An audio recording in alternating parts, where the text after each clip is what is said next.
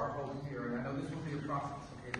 All of the complexities of this matter are not going to be resolved in the next 6 hours, but we can begin to move forward and create a framework for something to happen, something very positive, something very permanent, so that the people of Lebanon can have the kind of future they deserve, and so that the people of Israel can live without fear of being struck by rocket attacks from a terrorist proxy of Iran. So that is the hope here today. That is what we are beginning to work. We are joined by excellent people who will be in a position to obviously take this back to their respective capitals.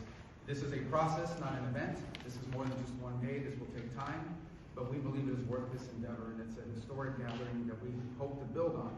And the hope today is that we can outline the framework upon which a permanent and lasting peace can be developed, so that, as I said, the people of Israel can live in peace, and the people of Lebanon can live not just in peace, but the prosperity and security that they deserve.